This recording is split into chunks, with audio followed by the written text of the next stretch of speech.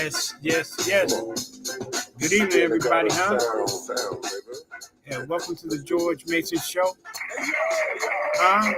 I'm comedian George Mason, no doubt. That's what's up. I have a great show for you tonight. Guest is not here yet. It happens. I don't know, what happened and what didn't happen, but it's all good. The show must go on, as they say. And I'm going to put the questions to the audience if they show up as well, huh? It's all good, baby. I love this beat back then. And make a notation. I do not own the rights to the music. No, I don't. But it's all good. But this is funky. I love it funky. That's how I start my show, and that's how I end the show. I intro myself in, and I intro out as well. I like that because I'm comfortable with that. It's all good. But yeah, so winging it tonight, man, and it's all good. I'm having Bonnie Chambers from the Bonnie C Show, and her daughter Aailyah Johnson, Straighten Them Out Johnson. She's a pugilistic. She's a fighter, boxing. She's very good, very talented, and she's very spiritual as well. So I have them both on. But as I said, things happen. I haven't heard anything what happened one way or the other. And like I said, I was gonna, I'm gonna ask the questions anyway. Just throw them out there hypothetically, and just and play off of that. I have she's from Chi-Town. She's from Chicago.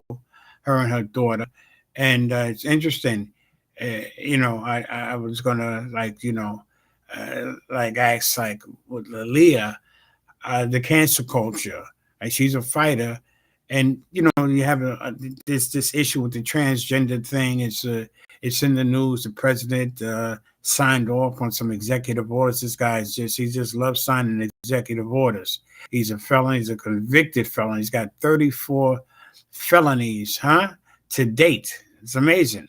And he's the leader of the free state, which is absurd. But this is where we're at in today's society, But yeah, I wanted to ask Aailyah about the transgender issue. Hey, partner, it's my buddy Eddie P. Eddie Prather on the check-in. That's my boy, my ride or die. Talking about ride or die. Eddie Prather is that, and he's out there in Marianna, Florida, and he was here in New York for a minute. He lived in the Bronx when he was here. I met Eddie some 30, 40 years ago, something like that, at a club. He's a comedian. He's a terrific actor as well. He was in that movie, that cult classic Warriors, Eddie Prather. Yes, Eddie P. Prather. Eddie Prometheus Prather. That's Greek, if you didn't know. And Karen Bowden, Bowden. I call her Bowden. She's no disrespect, Karen. It's an Ebonics type thing. You feel me? It's all good. Karen is out there in not Minneapolis. Where is she? Wisconsin, right? Yeah. So Minneapolis. I was watching that movie In the Line of Fire with Clint Eastwood, and the lady was from Minneapolis, and when she gets killed, and he says some people die because they're not. They were from Minneapolis. You have to see the movie. I'm not doing it any justice. And Karen says she's from Milwaukee. And thank you, Karen. That's what's up, no doubt. So it's all good. But I wanted to ask Aailyah about the transgender situation. Because she's a very talented fighter. I had put something up on my post, with her. It was like, sparring session with everybody. She was sparring with male, and she hit this dude with a shot, and it a kidney shot, and it was like, oh, I felt it, because when I was younger, I got beat up by a girl, maybe I can't say it's embarrassing, but I did. I got dealt with. She put the beats on me, and she had some hands too. She threw me like we were walking home from school. I was a little jokester playing around. I liked her. I didn't know she liked me, but I was trying to get her attention. I was like 10 years old, something like that. I said something to her, and she took me. She must have been studying judo or jujitsu or something. She threw me, and we were on a hill, like a little grassy hill. I remember that. And oh man, yeah, she tossed me, and yo, it is what it is. You know what I'm saying?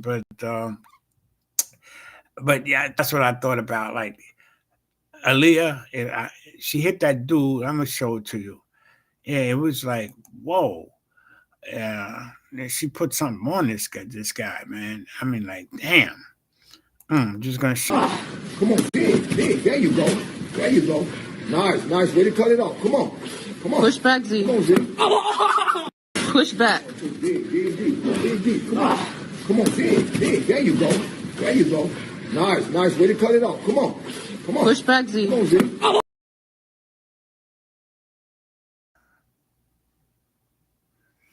Damn. Yo. Whew, right? I mean, she laid into him with a shot. You can see she got heavy hands if she let him go. And yeah, it was a sparring partner. I might, could forecast and say that was one of her sparring partners, man, because yo, and but yeah, I wanted to see what that transgender thing, how that translates to her, or if it does apply to her, because this is everywhere. The guys want to be, with the girls, participating in their activities and boxing and basketball. They had one dude who was like 6'4". On the female basketball, he's running down the court. His nuts are hanging out as he's running down the court. It's fucking embarrassing. But he wants to be on the female, basketball team, and hey, come on, man. Really, you're 6'4". Play with the guys. You got the guys that are, want to, be on the female. I don't see them jumping rope or anything like that, doing gymnastics or anything. You know what I'm saying? They copped out. They want to be running. They want to run the 100-yard dash. The guy is 6'3", legging it out. He got 2 steps. He's almost, there at the goal line, at the finish line. Huh? And it's like, yo, man, literally stay in your lane. Stay in your lane. Yeah, so I wanted to like go down that lane with Aaliyah and with Bonnie as well to get her take on that, the different perspective from the old school to the new school, and Bonnie has her own podcast. It's called the Bonnie C podcast. She's on the gram, on Instagram, and I'm not sure if she's on the book here on Facebook or as well as YouTube. But it's a popular show. As I say, she's based out of Chi-Town, Chicago. I wanted to go over the different like comedians, the popular comedians that are there. Dion Cole, uh, Corey Holcomb, and funny brothers, and of course her mentor, her uncle, she calls him Michael Collier. Give him a round of applause. He's very funny dudes. Let me show you. And the old school cats, right here, Robin Harris, huh? Right, Robin, yeah, very funny dude. Baby Kids, and of course the master of all, the king, the real king of comedy, Bernie Mac. Yeah, and there was always some dissension going along, talking about with Bernie. Steve Harvey or is hating on him. A lot of these shows and podcasts are talking about, Steve was like backdooring Bernie with Ocean 11, calling the producers and stuff like that. And, Steve, God bless him, he's very talented. He's got about 19 shows on TV, radio. Every time you see a commercial, you see Steve, and he's got like several $100 million, and it's amazing. God bless him. He got all the money, you know, that he should have or be happy with or whatever, but they still, trying to get into another man's pocket for whatever reason. But yeah, Bernie is very talented. Those two iconic community. Here's Michael Collier, another funny brother, old school cat.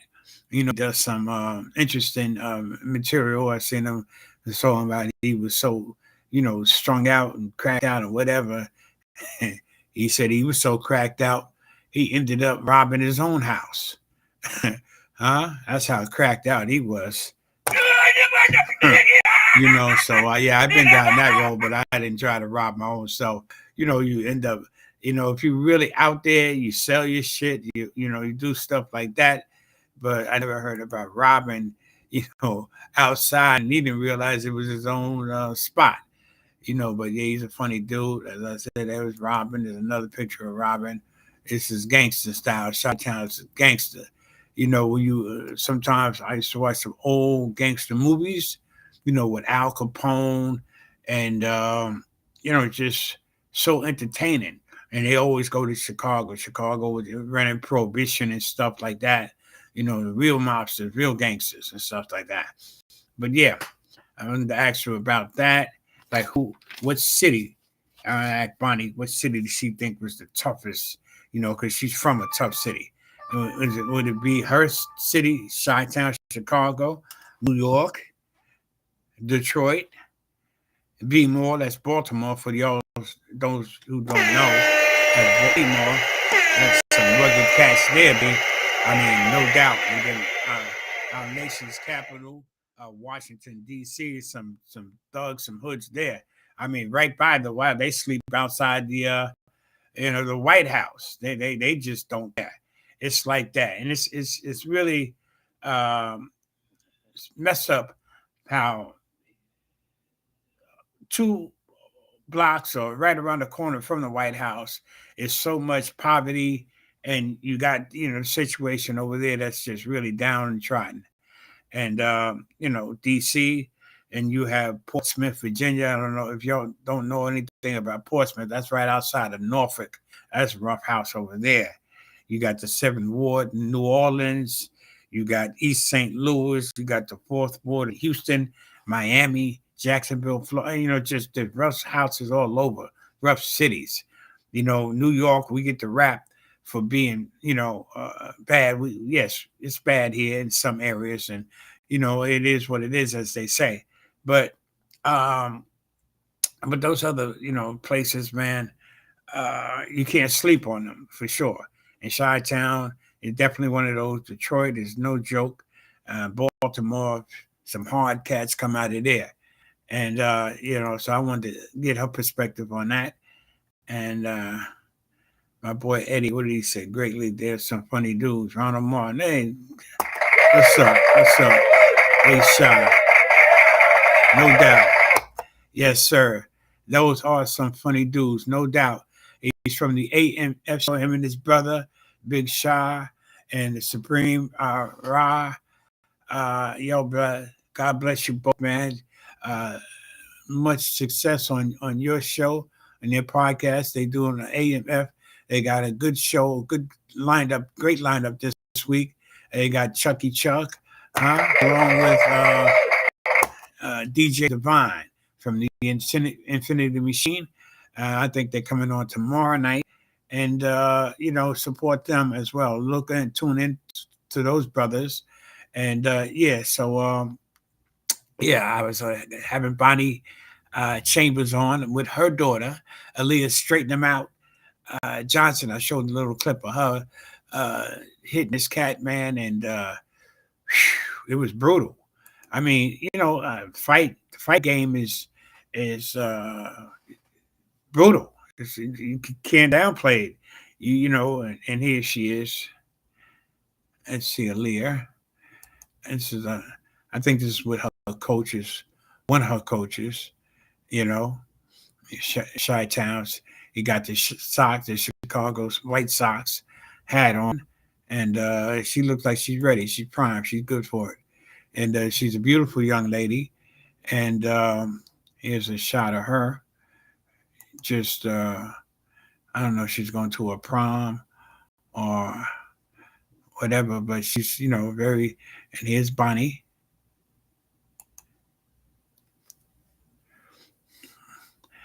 That's Bonnie, very very beautiful. And I wanted to approve these pictures by her before she came on. She is together, those two. And this is, I think this is Leah's prom night right here. Yeah, aren't they beautiful? But yeah, it's all good. I got my little bells and gadgets and stuff like that. So yeah, and I'm looking at some of the replies, and yeah, they had a terrific show. You had Razzmatazz, Lady Razzmatazz. I love her stuff as well. She's very talented. Talking about the AMF show with Ronald Martin, uh, Big Shy, and Big Ra, and Big Shy and Big Ra. Everybody's big, huh? I'm Big G. I'm G Money, huh? Where's my G Money? That's me over there. The G Man. I got a red cup in my hand. I don't want no one to see. They say, damn, he's drinking again. And this is mineral water for those of you who want to know. Razzmatazz is great. She got some bars. That's it. His show, their show, is bars and hoops. Huh? Yeah. Because at the end of the day, it's all about the bars. It really is. Big G, no doubt. Thanks, Ron. No, yeah, that's right. Yeah, give me my props as well. Yeah, Big G. But yeah, so I'm a fan of hip hop to the fullest, 100. But I go all the way. I'm old school. The new school rap, I'm not 100% feeling it. And I mean, man, props and shout out to, of course, Kendrick Lamar. He did his thing.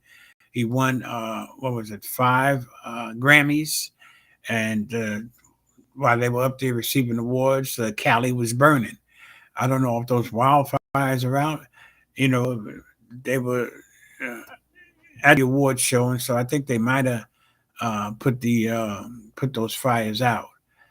But yeah, so and you got Kendrick this uh, weekend with the Super Bowl. He's performing for the Super Bowl. They said he's not taking any money. Well, but you know what? He's got the 5 Grammys. Uh, does he really need the money? He could say you don't turn money down or whatever. You can always use the money. But I'm pretty sure he's got things worked out. He's covered. He's good. He knows what he's doing. They do their endorsements and everything else, and so it's all good along those lines. So yeah, it's a hell of a thing. But yeah, I wanted to ask about the cities. Uh, does she fight boys? The Body Seat podcast. I got that. I'm interviewing the interviewer, Corey Holcomb. Uh, Another funny brother, Robin Harris, as I said, Bernie, and you got Dion Cole. Dion's another funny individual. Snoop took money. Oh, okay. Yeah. So instead of they giving the money to Kendrick, Snoop got the. But it's all one family. I don't know how they divvy it up, how they come up with those, determinations and suggestions, if you will. But they have it worked out. There's just so much money floating around, so much, and they get the jealousy and stuff. It's just amazing to me of how they just get twisted, man. They get bent up over little things, man. They got so much money and they seem to be not happy, miserable, if you will. And I don't know what that really is about, but you figure if you have that type of dough, that would solve a lot of problems, or should, but it just seems to be more dissension than anything else. But which is unfortunate. And here's Dion Cole, another funny brother. He's got a great. It was a series I watched called Average Joe. It's real. You have to watch it. I'm not going to give anything away on it. It's like, yo, you got to check it. Average Joe, Dion Cole. Yeah, he does work in that. Good actor, man. I didn't understand, know that he had chops like that. But yeah, he's got some chops, man. He does his thing in that series. Uh, Very talented man, and I like his style, his approach. Good looking cat, and he plays off of that along those lines or whatever. But it works for him, And there he is again. He does his thing. You got Michael Collier and then Faison Love. I think Mike's got a podcast as well where he brings on guests, and Faison has been on Big Perm. Was it Big Worm Perm from Fridays? With Chris Tucker, and he puts in work. He's a busy guy along those lines. I know a brother who's good friends with him told me a story. There's always some stories involved or whatever. But yeah, so it's interesting. And I wanted to also, with the music out of Chi-Town, right next to Detroit, right? Alexa, how far is Chicago, Illinois from Detroit? From Detroit, Chicago is 282.1 miles away by car. 282. So what's that? 6, 12, 18, roughly 4 hours by car. So it's maybe 45 minutes in the air, something like that. Alexa, if I fly from Chicago to Detroit, how long would it take? From Chicago to fly to Detroit, it'll take about 1 hour and 9 minutes. An hour and 9 minutes. So yeah, that's not bad at all. So yeah, but because the music, you have old Curtis Mayfield, Superfly, uh, yo, like back in the 70s, 80s, that was that shit when it first came out. Jerry Butler, huh? Only the strong will survive, huh? Yo, I worked with Jerry Butler some years ago, and he was a complete gentleman. His voice, his chops, he still had it. He was in, he just as they say, a stand-up guy. He's a beautiful individual, and I was proud to be associated with him, to share the same stage with him, and he treated me like a king. I say a prince because he's the king, but he was really, very, very nice to me. He came to my rescue on a situation that jumped off. It was, I'm up on stage. They came to see Jerry, Mr. Butler, and I'm the opening act. I come out to do my thing to warm up the audience for him. They don't know me. He's here in New York. It was out in, actually, it was in New Jersey, Perth Amboy, New Jersey. And dinner theater, nice guy, it was packed. As I said, they came to see him. And I came out, and I did this, back then, did this Jehovah Witness, I would say, any Jehovah Witness in the house. And I said, because if you are, you guys should be home asleep. So you get up early to fuck with me, to wake me up. And I thought it was funny. It did well. Yeah. I used to do good with that bit. And guy up front, he got, I don't know, he got offended or whatever, but he just he turned he he turned his back on me, on my boy Eddie. Eddie was there. Eddie Prather.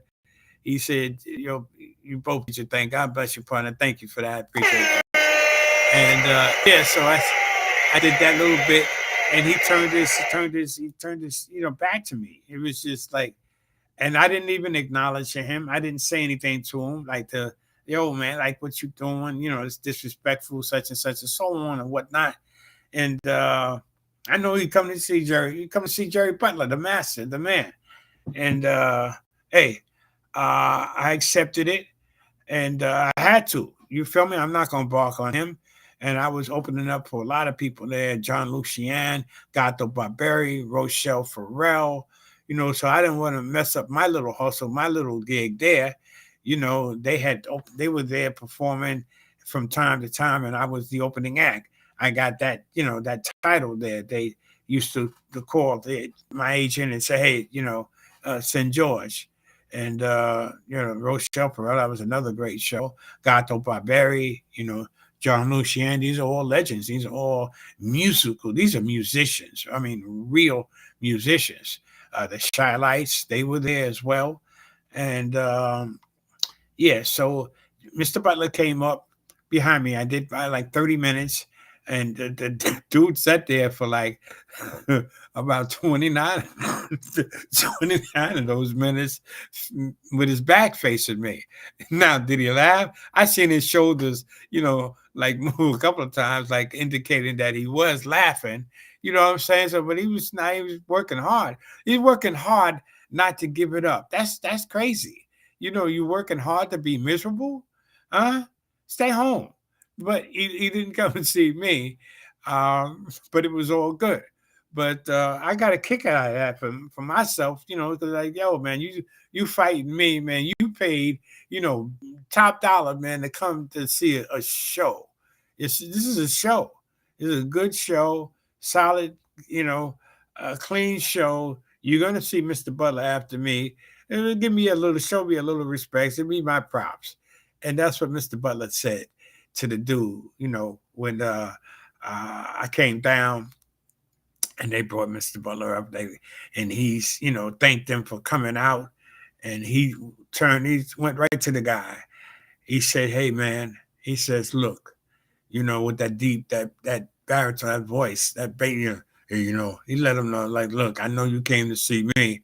I appreciate that. He said, but that brother that was up there, man, that was very just, respectful to him to do that. You didn't need to do that. If it wasn't, he didn't say anything derogatory, he wasn't nasty, he wasn't, foul or anything. You just didn't like that choice of material, it seems to me. For whatever reason, you turned your back on him, man, and that was really disrespectful. Crowd, applauded, they clapped and the whole thing. I felt, man, I was moved to tears, man. This is Jerry Butler, bro. You know what I'm saying? He's an icon, a legend, all of that. And I was like, I was flattered. And my boy Eddie was there, Eddie Prather, and he witnessed that. And I said, wow, I thanked him. I went backstage. I stayed around. I ate. You got to eat. They feed you. And I ate. It was beautiful too. I think I might have had the lobster and filet mignon. I might have did surf and turf. I said, shit, I'm gonna make them. I'm gonna get my money's worth out of this. Because the money's good when you open up. It depends who you open it up for, where you at, that kind of thing. But yeah, so I went back. I said, yo, Mr. Butler, thank you. You don't have to call me Mr. You call me. I said, yeah, thank you, sir. I appreciate that, man. You didn't have to do that. As you said, they came for you. But that little story, that touched me. And that was like, I don't know if you guys know who Frank Gorshin is. And I work for Frank as well. And I opened up for him out there in Long Island. And he did something along those lines as well to come to my defense, which he didn't have to do. And I'm back, stage with his manager. And I came out. And again, I do a half an hour for the most part for these these these stars, these superstars, these celebs. And it's like Dionne Warwick, same thing. That was another that show was a fiasco. The Riddler, Karen knows who he is. Yeah, the Riddler. I worked for Frank, and Frank, the agents and stuff, the promoters. I don't know if you guys know who Soupy Sales is. I had opened up for Soupy, and that was another one with the agents and the promoters. They told me stay away from him, stay away from um, Frank Gorshin, and stay away from Soupy, especially, but mainly Frank. They say don't talk to him, just go there. But when I came in, he was at the bar. I saw him. I said, "Oh shit, the Riddler, the fucking Riddler." I said, "Fuck that." I am, I went over and I was well dressed, suited down the whole nine, and Mr. Gorson, sir, how are you? George Mason. I'm your opening act tonight. And he looked at me. He looked at me from head to toe. He says, what are you wearing? I said, excuse me? He said, what are you wearing? You're looking at it. I said, this is it. And he says, oh, he was being facetious. He was, really, it was a dig. He was coming at me, right? He just tested me to see what I was made of, where I was at. And my boy Eddie says that Liz, it was a friend of his, got his autograph on a blank check. Whoa, okay. She got that was you talking about Jerry Butler's. I remember that. I remember she getting an autograph, but I didn't know it was on a check. But yeah, so you remember part it was that was a hell of a show, a great show, and I learned a lot that night. And like I said, Frank, what he did, like when we're in the bar and he's asking me, and because he's telling me, because I said, I guess he's trying to explain away why he was at a place like that. We were on the South Shore. This was like the place we were at was, yachts. The yachts were like in the back. The view outside the window in this restaurant, this establishment was just whoa. And it's money there, nothing but money, right? And but he's, Frank is a Vegas act. He was a dude. I don't know what he command for performance, 10, 25,000 a night. I don't know. But I do know, he was getting dough. And so he's trying to downplay the fact that he's at a gig like this where he's making, hundreds of thousands of dollars, for a regular, Vegas spot. Now I don't know what he's getting for this, maybe 5, 10 grand, 10, 25. I don't know, so, but he's like, yeah, and then he tells me a story about why he's doing these type of gigs. He said he's suing, I think it was the Harris or the Riviera, so I forget the hotel he was working in Vegas. How he's works with an orchestra, 30-piece orchestra with the dancing, the dancers and stuff like that. And so he's breaking down like that kind of thing. And he says, yeah, I had to sue them, the son of a bitches, they tried to mess with my money. And he said, I'm on stage. He says, when I'm on stage, if anybody yells anything out, management, I give a nod to management goes over and talk to him or her, and then that should be that. And that was the case. Guy screamed out something, and they walked over to him and they, explained to him, please, keep it down. Don't say anything else. So he walked away. Then a few minutes later, the guy yells out something again. He says, after the second time in my contract, I can walk. And he says, so that's what I did, George. So he says, I walked. And he says, right away, the hotel sued me for breach. He said that's the standard move because they know that they, were in breach of their contract with me. So they know automatically I was going to sue. My people were going to sue. So they sued me. So that's why I'm here now. So that's what I'm going through. in other words, to get back into the real money, into life. He said, plus you got to stay sharp, and this was Frank Gorsh, and he did all those great impressions and stuff. And he was on the Riddler, as Karen pointed out. So yeah, I'm up there. I'm opening up. I go up. He asked me what did I want to drink, and I said, whatever you drinking, sir. He says, you know what what I'm drinking. I said, nah, I don't. He said, Anisette. You ever have Anisette? I said, nah. I said, I'm gonna have it now, though. He laughed.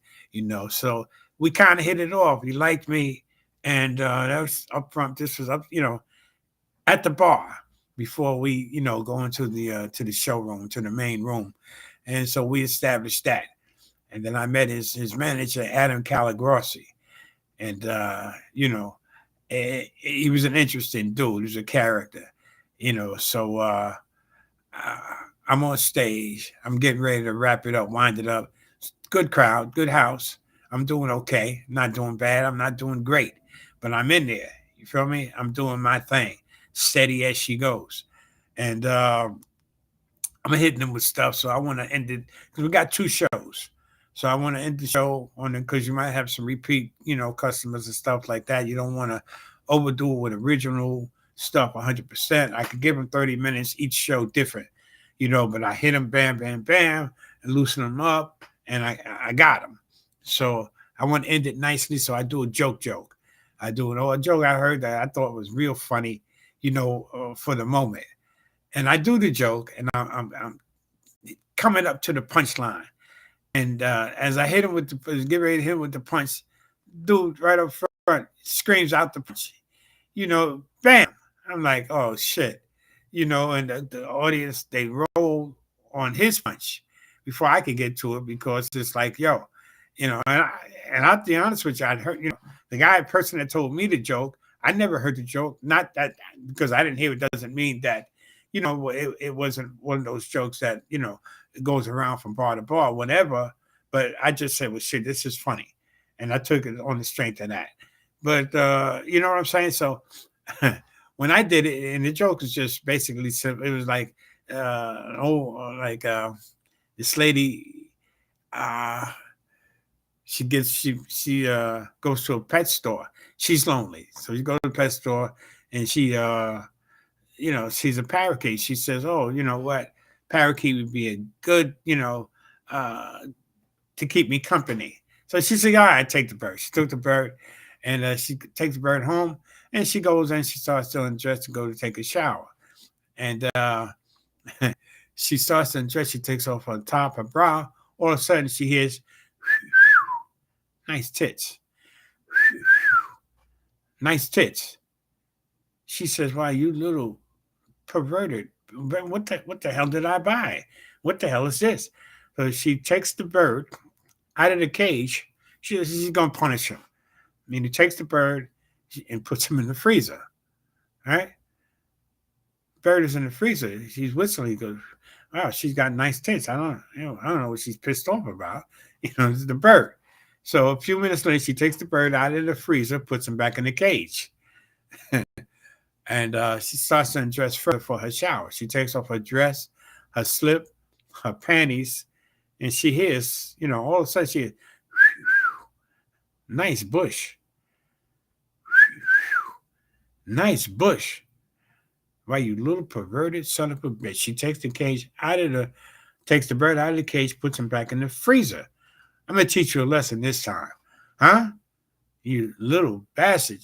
So the bird now, he's in the freezer. He's walking back and forth. He's shivering. He goes, man, what the hell did I do? He got a nice bush. She got a nice bush.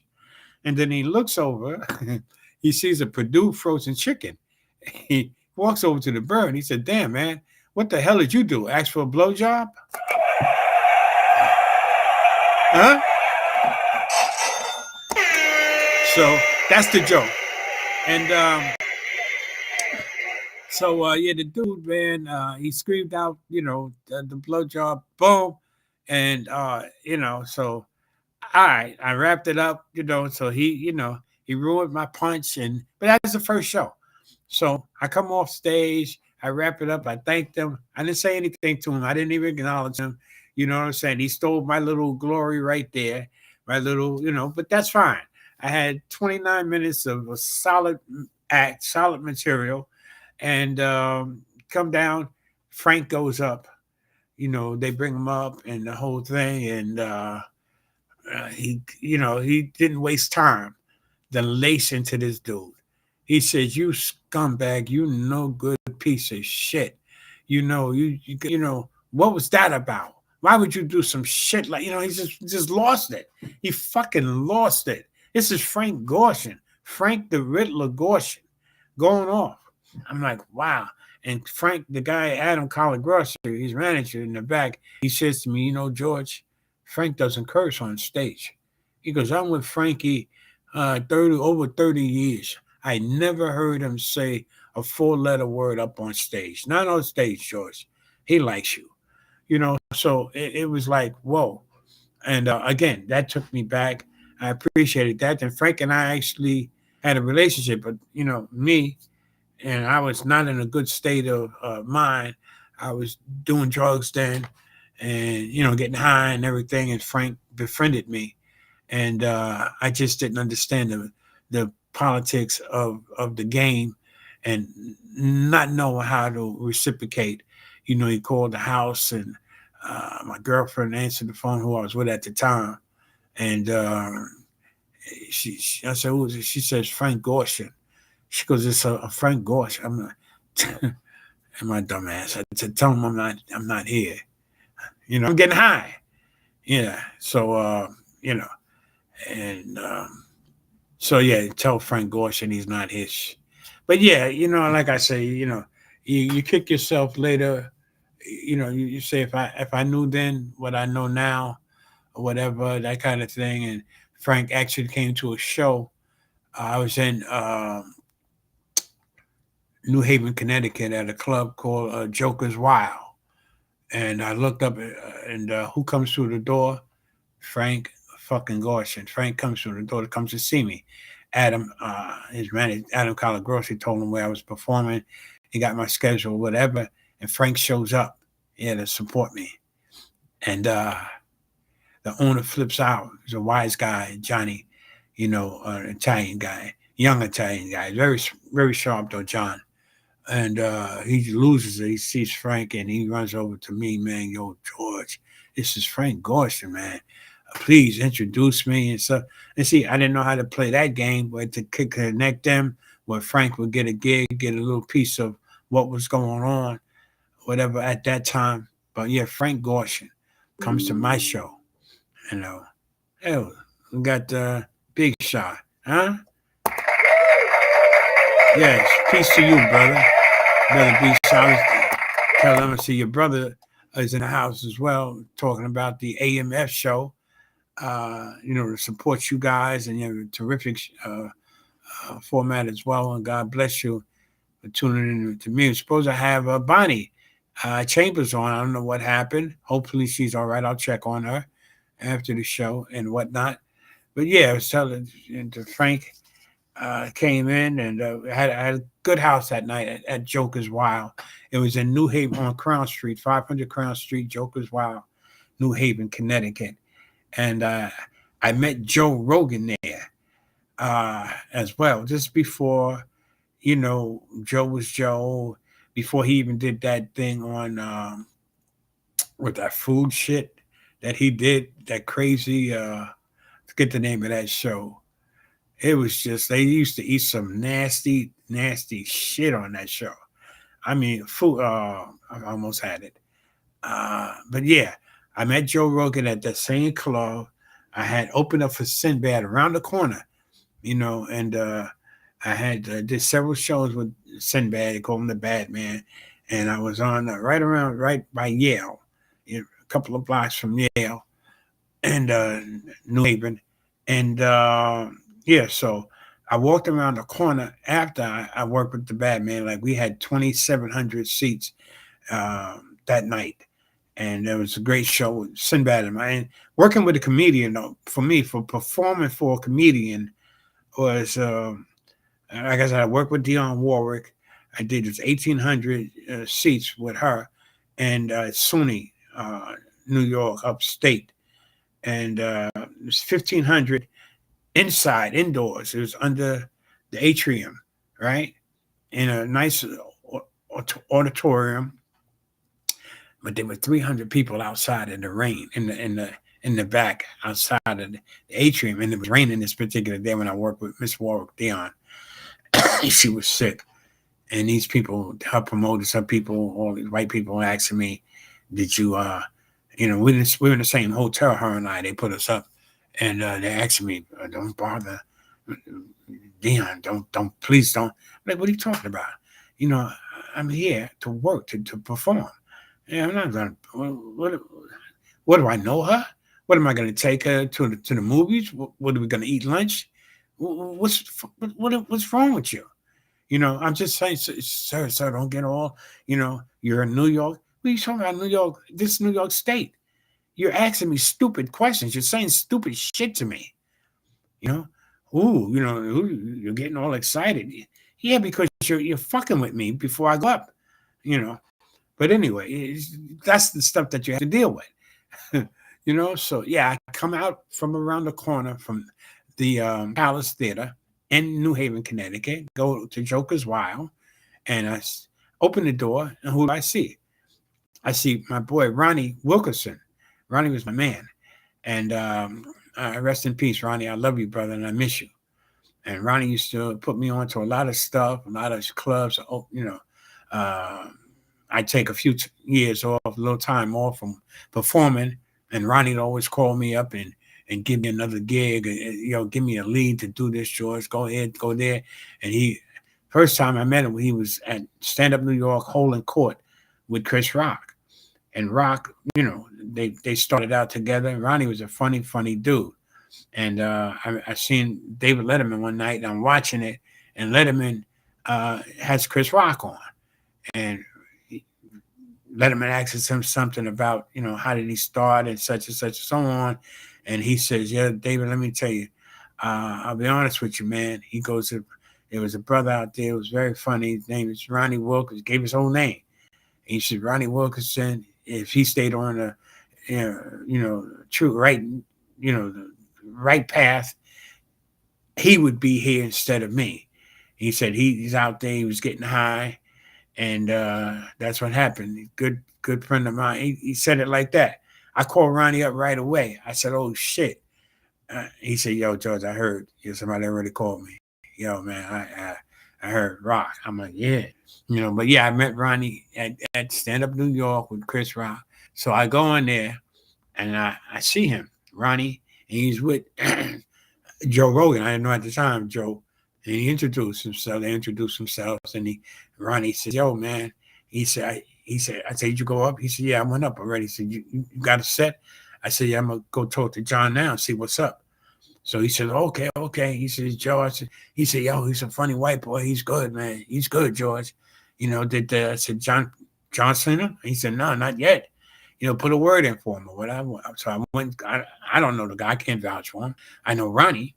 So I go back to see John.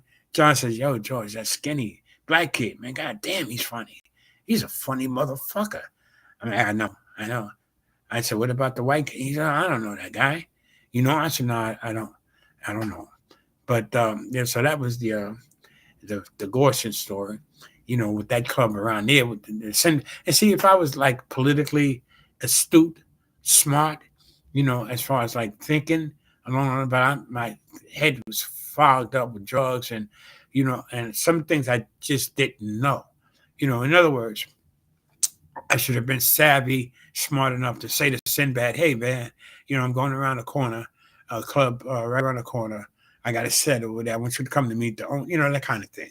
Be politically played along those lines. That would make me tighter. And he was from Chicago. He promised me the world, this guy. And when he got his show, I called him up. "Yo, man, I was trying to get a writing. They was supposed to put me on tour, put me out there, give me some dates in Chicago, Florida. They promise you the world." And like I said, I had several dates with Sinbad. I did 2,700 seats with him at the Palace. The next night we were in Springfield, Mass. at the Paramount at 20. A little old theater was old. The 2,500 seats, but the acoustics were good. And then I worked with him at a place called Big Birch. It was upstate, 4,000 seats, and we were outside, and the seats were like all the way in the back. And when you get laughs like that, when they come to see a comedian star like Sinbad, you know, yo, they're there. They want to laugh, huh? You know, I was signing autographs. I'm at the hotel, and like it was right off exit. I think it was 46. I think my show was on 47, so I had to drive back to 46. Nice hotel they put us in. I put me in, and so it was a few miles away. And and I'm eating. Then after my show, and people were coming up saying, "Yo, you were at the Palace tonight, right?" It said, "Bad man, damn man, you might sign my."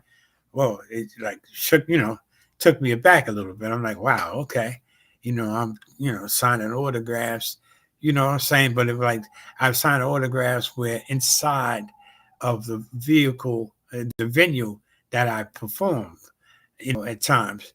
But this one, was a pleasant surprise, and yeah, so that was a good experience. But yeah, like I said, I wasn't politically savvy. I wasn't astute enough to invite him to come to the show to have John meet him meet John, and they hook it up and get dates and stuff like that. Now I don't know if that would have helped me any further.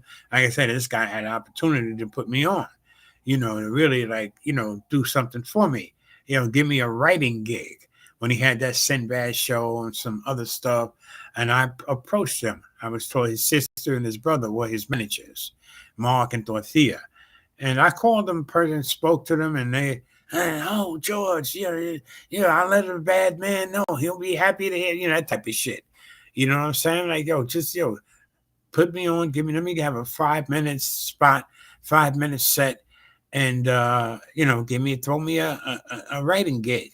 Let me get $1,200 and $1,500 a week writing, that kind of thing. And I approached them, stepped to them, and nothing happened from that. And they gave me some contacts to call people in Chicago, and I did that, and nothing happened from that. But yeah, it's a cutthroat business and very competitive, and nobody wants you to get what they got. And if they think that you're just as good as they are, or have something that's going to stand out, they're intimidated. And so that's how that shit goes. But yeah, Ronnie was here. Man, forget about it. He was a dynamite brother, and like I said, a funny individual. Yeah, and the drug there because we got high together. So yeah, that drug shit, that cocaine, that crack.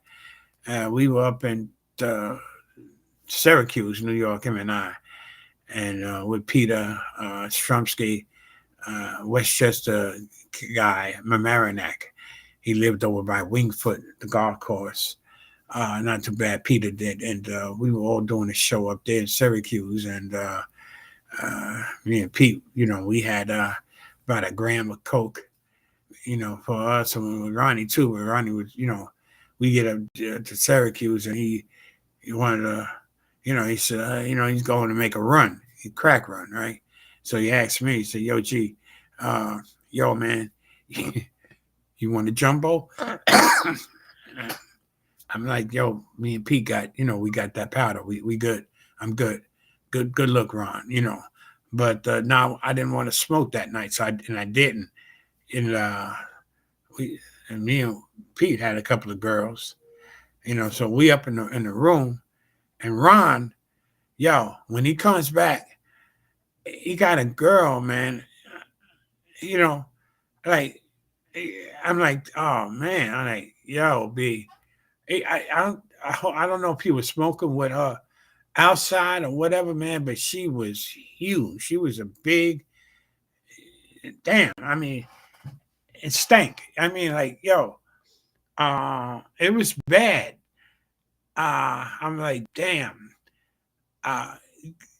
He put her in the bathroom, and he stayed in there with her And me and Pete like looking at each other like, oh shit.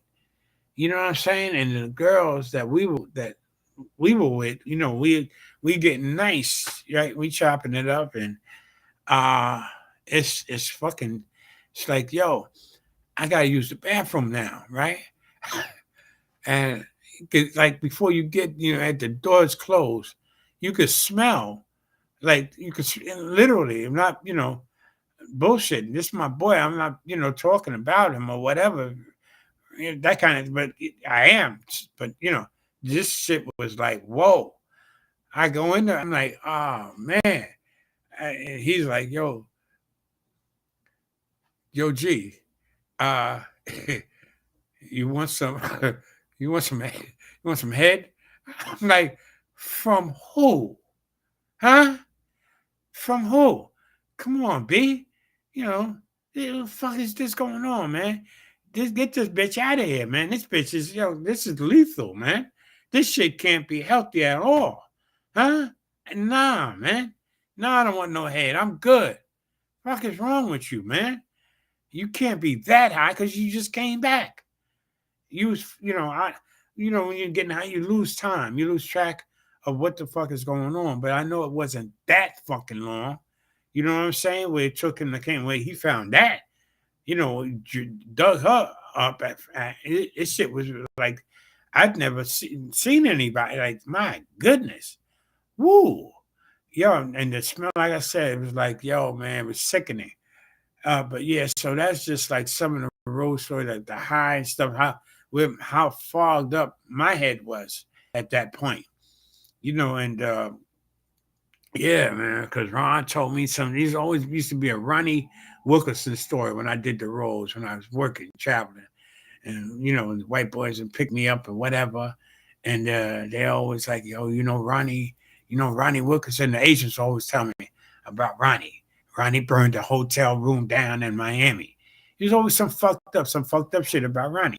And the Most Brothers too, that they was robbing, people and gasoline. The Most Brothers. George, you're working with them, George. Don't stop at a gasoline station. And I said, don't what? If they want to go get gas, don't stop. Tell them you got to get out or whatever. We going to do a gig. Yeah, they rob gasoline stations. You don't want to be with that. I'm like, really? And then Ronnie, it's like the agents would be like, yo, Ronnie Wilkerson, he burned down. They say casually, he burned down a hotel room and burned down a hotel room. And where in Miami? Ronnie? Yeah, Ronnie Wilkerson, man, he had potential. George, when he was 16 years old, oh, that kid could have been, he's something. He's funnier than Rock. He's funnier than all these guys out there, Eddie, all that, because Eddie, all those guys started early. Eddie started when he was 14, 15 or whatever, on Long Island. He worked with the promoter that was hooking me up with these gigs, uh, Rob Bartlett, Rob's manager, agent, and stuff like that. So, yeah, but he was like, yo, Ronnie burned down. And I asked Ron, I said, yo, B, you burned down a hotel? He said, oh, no, that story's been going around for years. He said, yo, G, you know what happened? He said, yo, man, you know how that shit out there in Miami is? That shit is fire. You're talking about that crack, that coke. It's base. You cook that shit up. It's cocaine cooked up. They call it crack. I don't think I ever really smoked crack. I smoke coke. I smoke the base. And sometimes that shit is so strong, so, so powerful. Your ears pop, that kind of thing. You're like, ooh, that's when you had a good hit, good blast.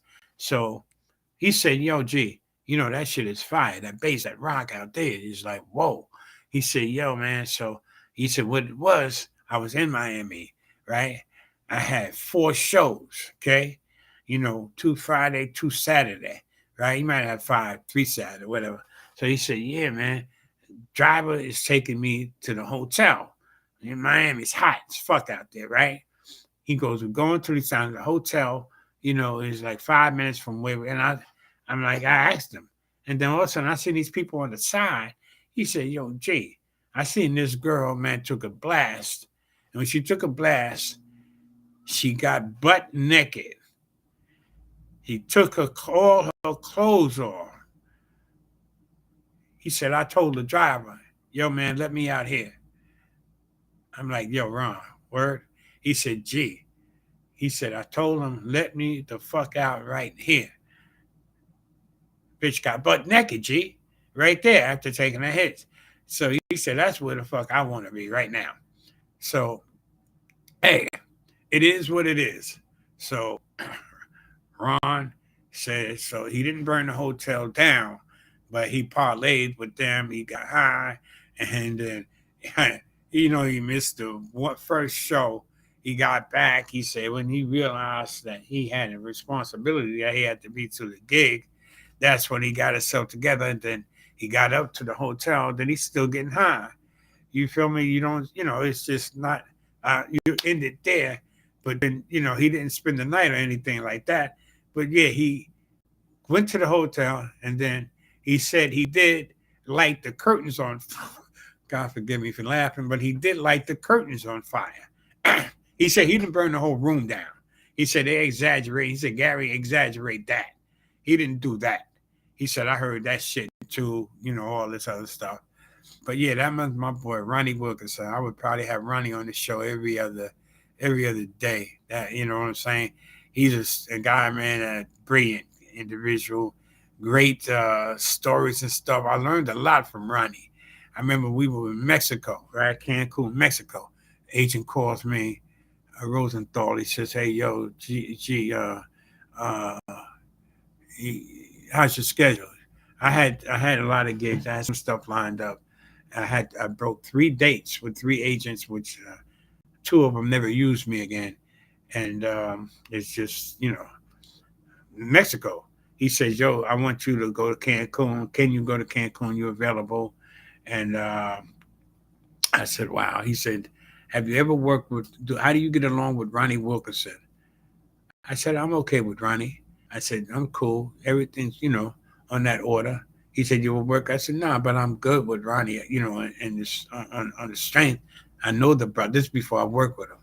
He says, okay, man. All right. Ronnie's there. And I want you to do me a favor. I said, okay, what's that? He says, I want you to bring Ronnie some grease. I'm like, what? Ronnie's there. There's no, it's in Cancun. There's no black people where he's at. Some hair grease. I'm like, oh, hair grease. I'm like grease. Like, what the fuck is you talking about? Grease. But he explained it. So so I said, okay, some hair grease, and I want you to take him $100. Come by my office. I'll give you the money. I said, yo, Danny, I'm not gonna babysit anybody, B. I'm going to work, go to do a gig. I got 2 weeks there. He's been there for 2 weeks. He's got another week there. They had Florentine there, Jim Florentine, Danny DeVito, not the actor. They have a comedian, Danny DeVito. And, so take him that money, right, just to get him off my. He's calling me every fucking day. He's already gone through like $700-800, that kind of thing. So please just take him that, So I get there, and as soon as I get off they had a little call a bus that take you from the airport to the hotel. So I see him as I pull up in a little shuttle bus, right? He's sitting outside. I get up to, he don't even say what's up. He's like, yo, man, you got that? I'm like, yo, B, you don't even say hello, man. What the fuck is wrong with you, man? I'm sorry, yo, what up, G, and all the other phony bullshit. And all this other stuff. He said, I said, yo, B, I'm not babysitting you, first of all. Here. No. Just give me no, I'm not giving you $20, and then you're gonna be on me for this money, such and such and so on, man. Take all please just do me this. I don't want to fuck all this up right now. Just hold on to this for me. Just give me $20, man, and I'm good with that. All right? Can you please do that for me? Please. And my dumb ass, I did it. I kept the $80, which I ended up fucking up. And I got down there with all them fine ass, nobody spoke English. This shit was fucking Cancun, man. I'm like, damn. I saw this fine, black as night, and I'm like, oh man. I was like, I think this was the first day. I was like, yo, I ran over. I'm like, mommy, damn, finally, yo, what's good? You're gay? I'm like, oh shit, gay. Damn. Does anybody speak English around this motherfucker? Huh? So yeah, it was like that. So yeah, she was banging. She was beautiful. But yeah, so yeah, that's Ronnie, man. Ronnie Wilkinson, my man. And I was looking over here. I was telling about who I worked with, Soupy Sales.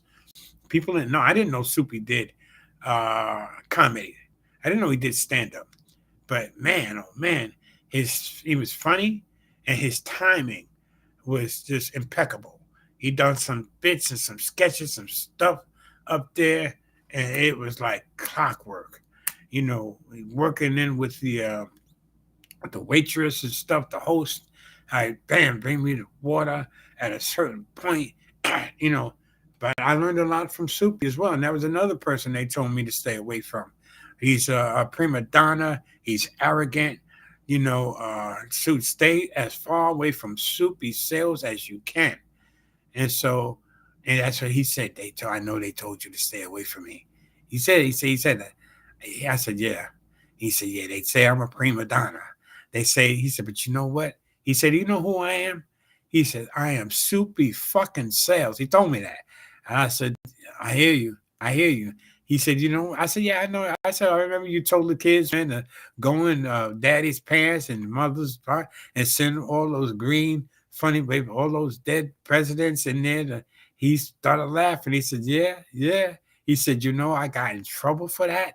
I'm like, wow. He said, yeah, they suspended me. It was a big deal. Man, Soupy said, he said, but you know what? He said, these no good son of a bitches ain't shit. That's why they told you, because they don't want to treat me the way I'm supposed to be treated. He goes, had to call them up, man, to have them bring me here to get a car, that type of thing.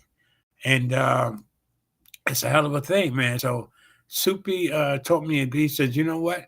He told me how much he was making for the night for each show. I worked the same place when I was there with Frank, with Gorshin. And he says, yo, if they told me to work out of the trunk of a car, if they pay me, I'd do it. That's what Soupy said, Nicest guy in the world.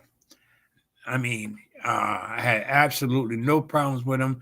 Our shows, I had 2 with him Friday, 2 Saturday, and it was beautiful. It was beautiful.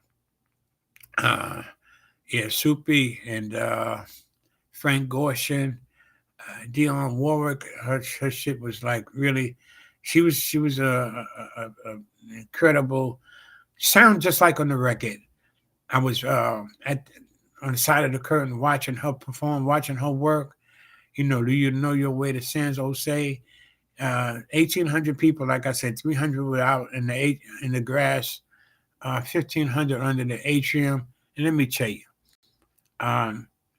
maybe 3 black couples, maybe 6 black people there, possibly up at SUNY Binghamton in upstate New York. And her band, they were real assholes. They were real fucked up. And the promoters were real shit. And they tried to hassle me. First, they were telling me about don't, bother Miss Warwick and all this other stuff. That was one. And then when I came off stage, I'm supposed to do 30 minutes of clean material. They kept and that's what they kept saying to me before I went up. Clean.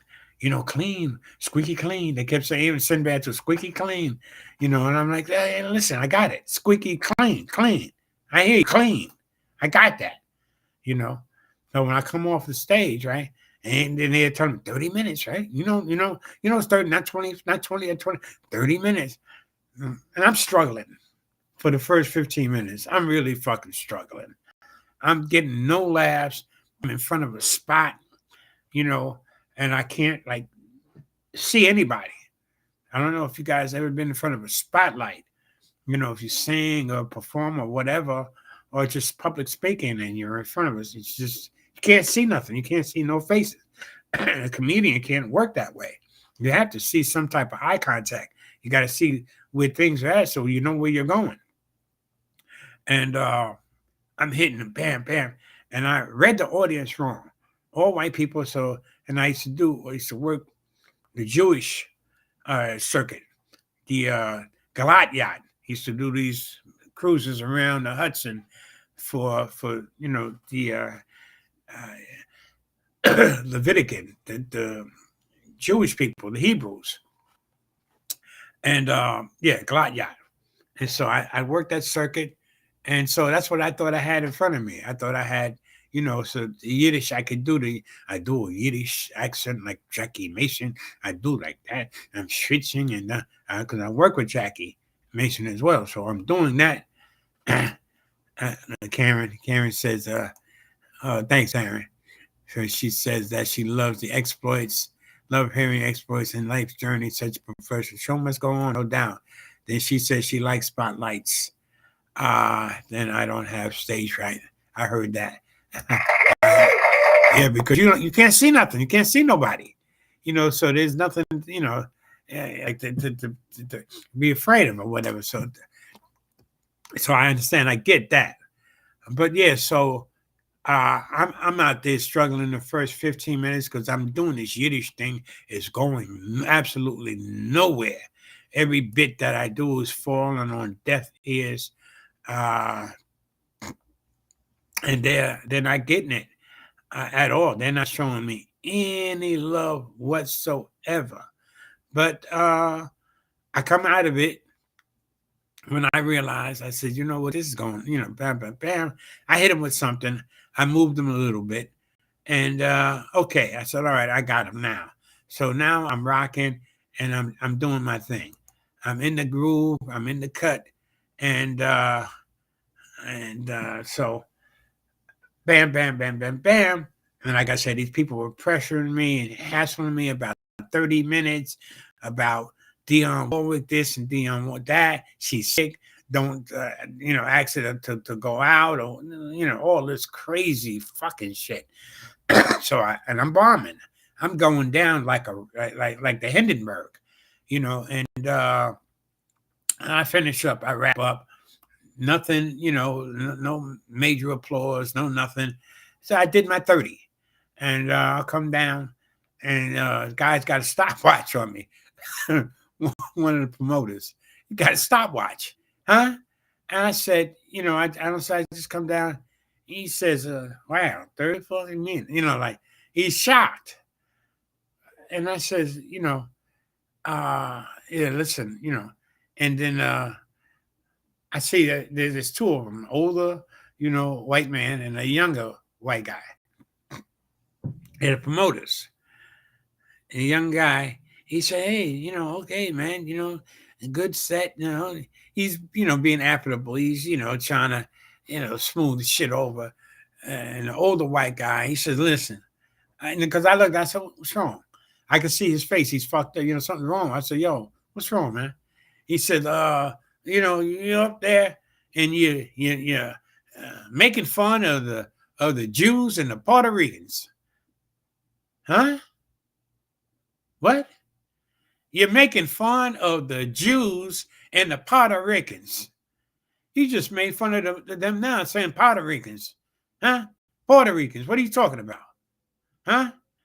Oh, you see, that's the problem there. You up there and you're saying about there. Nobody know what you're talking about. The Hebrew stuff. And like this, yo, man, give me my money, man. Let me get to. I said, something? First of all, you fucked up, because the guy asked me something about, do I need a ride? Nah, you didn't ask me if I needed a ride here, right? So now you want to, do I need a ride back to the hotel? I'm good. You just give me my money and let me get the fuck out of here. I said, you redneck, that's why you got this perception of what you hear and whatever. You know what a glot yacht is? He said, a who? I said, a glot yacht. I said, do you know what that is? And you say I make fun of the Puerto Ricans. I said, listen, you know who Gato Barberi is? Huh? I just opened up for Gato Barberi. I just come off of the Glot Yacht Tour. Okay? I did all the circus with all the Jews. This is what. So you talking about make fun of the Jews and the Puerto Ricans. You don't even know what you're talking about. You're a redneck. So yeah, I'm telling him straight to his face, just like that. And the younger dude, he turns. That's when he asks me, "Do I need a ride back?" You didn't ask me, "Do I ride here?" So do I need a ride back? Nah, I'm good. And I go downstairs, and what's her name? Dionne Warwick. Her band is down there. This is before they bring her out. They don't just bring her out like that. The band, warm her up and stuff like that, and da da da.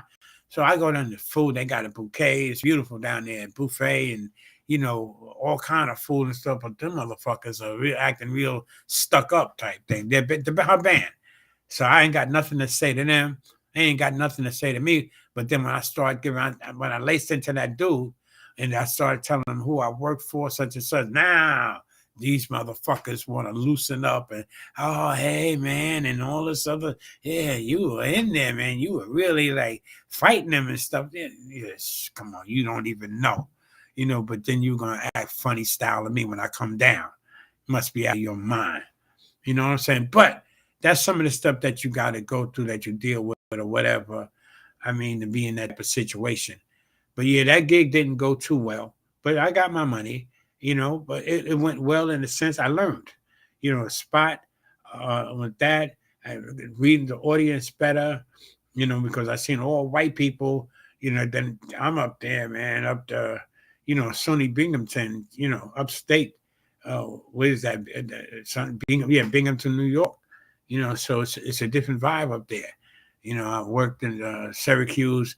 I opened for Leaders of the New School with Busta Rhymes and them cats, man. They were blowing so much reefer, so much weed downstairs. I got a contact when I went down there. I really did. I was like, whoa. As soon as I walked down, I was like, damn. You know what I mean? But that was a good gig. There, they didn't think. Well, I said I dressed. It was like a Def Jam audience. So when I came out, when I met the promoter there, he's like, yo, man. He saw my gear. He's like, yo, B, this is like a Def Jam crowd here, man. The way, I'm like, listen, just let me do what I do. You feel me? You got my money and everything. I got you. It's just saying might be a little rough for you out there. Might be a little rough for you. And I said, yo, man, I hear what you're saying and whatever. But thank you for that. But, just give me my money and my introduction and then let me do me. Feel me? Don't worry about how I'm looking and all that. Thank you for saying I look good and all this other stuff. Man, I went out. I smoked them. This right before they brought out, Busta Rhymes, Leaders of the New School and whatever. And I used to like them, PTA and all the other stuff they used to do, the way they were pumping that shit. That shit, they got the crowd hyped. But I love that, but my grandma used to always say, you don't judge a book by its cover. Huh? Can I get an amen to that? Yeah, and that's a fact. But, Lisa Marie, Miss Boss, like, hey, salute to you, Queen. God bless you, sister. Yeah, so I rocked the house. I did my thing. And I mean, it was just so like smooth and good, because I felt so good about it because they had already passed judgment on me. And I did a show like that as well in Boston for David Dinkins' nephew. It was a Sunday night, and the money was good for a one-nighter. You feel me? It was good money. And I went all the way up to Boston, and they had Artie Fuqua. Artie was one of the brothers that was in the car with Tracy Morgan. On that night, that fatal accident with Jimmy Mack, with James McNair, Uncle Jimmy Mack, and Uncle Matt had put me on where I met Tracy Morgan through him. And but Artie was on the show that night, and that show, man, it was a long ass fucking show. They had, and it was just, it was crazy. But you know what? I got my money, so I was comfortable with that. So I had to, lay in the cut and follow all of these acts, man. It was just horrendous. Some of these guys, everybody was basically doing a lot of the same thing, fucking with the audience and saying some, what I'm saying, roasting, sometimes you can't roast certain people. And the Artie got jammed up, where he started roasting these cats, man, in the back. Now, finally, they're getting ready to bring me up. And all these guys are going, da, da, da, da. And this dude, Artie says something to this dude in the back. He says, yeah, man, what's up, man? Where you from?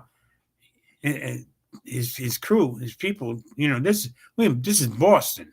We up in Boston, like Dorchester, Roxbury. They got hoods up there, man. Mission Hill. Yo, man, motherfuckers ain't playing up there, man. Huh? I mean, they serious. They real about their shit, for real. So the dude said, yo, B, his crew was telling him, yo, man, don't fuck with don't fuck with Shorty Doo-Wop. He just came home. He said, oh, really? He just came home. So maybe you'll recognize me now. He turns around and drops his pants and like, yo, you doing something. Brother just came home. For those of you who don't know, when you say just came home, that means he just came home from jail. He just got out. He's fresh out. And Artie is coming at him like that. Yeah. Uh-huh. So now this is the shit I gotta follow. Huh? So I said, oh man. So this brother's up there, he's tight. He's ready to go ham. He's ready like, yo, B, I'm gonna see you outside, motherfucker. I'm surprised he didn't run up on the stage or whatever because his crew was there or whatever. But he let him know, man, I'm gonna fuck you up. Period point. But then Artie, I think he ended up apologizing when he really understood that these dudes was not fucking playing. Huh? So, and I had to follow that. And I realized, you know what? I wasn't really nervous about performing. After all that, it was crazy. 2.5 hours almost, like just,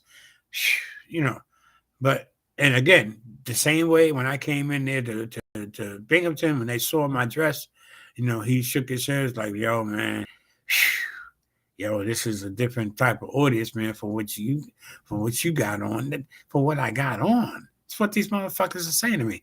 Dinkins, his last name was Dinkins. I forget the first name. It was David Dinkins' nephew, right? And I said, oh, all right, brother, I hear you. Let me worry about that. And then I went up there. The only thing that they didn't hear that night before me was material, and I knew that. So I rocked them. I hit them with me, and the way I laid it out, and then I didn't go to the brother in the back. I just worked what I had to work with up front and the whole thing, and they were with me, and I was thankful for that. I was blessed on the order of that. So it was good, and people were shocked and the whole thing, and sometimes guys in front of you, if they seen you around in the city or whatever, they know you, they'll try to bury you. The jealousy. Ronnie and I clicked, Ronnie Wilkerson, because Ronnie really appreciated me and my style and comedy. I'm a student of the game, like my boy Cal Whitfield, Coach Whitfield. I always say, be a student of the game. I'm a student of comedy. I love comedy. I love doing stand-up. And, man, I'm thorough. And my material is impeccable. It's intelligent. It's you have to, you following me. If I'm there, I'm hitting you. I'm not dumbing it down. I'm not dumbing it down to get over. I'm not doing stereotypical stuff to placate the audience, you know what I'm saying, to make you feel comfortable or whatever. It is what it is. You get what you get, and so on the strength of that, like I said, I saw them that night, and they didn't they didn't boo me or whatever. They appreciated everything. So I was thankful for that. Yeah, I was looking at the Soupy Sales. Yeah, I told the Soupy Sales, yeah, leave him alone. Stay away. They say stay away from him. He's another prima donna. But no, Soupy, Karen said Soupy was great on game shows, and and Soupy did that thing one time. You had to knock on his door. He used to knock on the door. He never knew who was gonna come out. Dean Martin or whoever was always a surprise. And he knocked on the door one time. There was a naked lady behind there, but nobody saw it except Soupy. He was the only one who wasn't in on the joke. But it was a naked lady, and then he played it off. He snuffed it off. But yeah, he was another legend, man. Another legend in the game. And Sinbad was another man who I was thankful and blessed to work with him. Like I said, he just never hooked me. He never hooked the kid up. You know what I'm saying? But it was all good, man. But thank you for hanging in there. I don't know what happened to Bonnie. I'll check in with her. Hopefully she's well. Hopefully she's okay. And I hope you enjoyed my little stories and my little anecdotes, man. With some real stuff. And I only scratched the surface, like I said, the stuff with Tracy Morgan, with Uncle Jimmy Mack introducing me to Trey. He said, yo, man, you ever, because I had a show, this agent, the same agent that put me in front of all, Jerry Butler, the Shy Lights, Got the Barberi, Rochelle Farrell, Gloria Land, all these people that I opened up for, even with Sinbad, he put me onto that. Yeah, he was the one that was like, yo, he wanted a black show in Mineola at Chuckles, right? That's when Def Jam first kicked off. These white clubs were doing black shows, like a Def Jam type night. So he picked me like to put together. So I called Uncle Jimmy Mack. I had Uncle Jimmy Mack. I had Face Man, and then Uncle Jimmy Mack said, "Yo, man, you know who Tracy?" I said, "Nah, I don't know the brother. I heard of from Uptown, right?" He said, "Yeah, he's at the Uptown Comedy." Like, "Oh, George, he's funny." He got them niggas kicking chairs up there. Excuse me. Got them niggas kicking chairs. So I said, kicking chairs? He said, yeah, that means that motherfucker's funny. I said, oh, okay. So he put me on the Trey. I met Trey and put him on the show, on the gig. Yeah, and yeah, something jumped off there during the show or whatever. And hey, it's a hell of a thing. Rest in peace, Uncle Jimmy. And I miss you, brother. And him and I, we had a little falling out.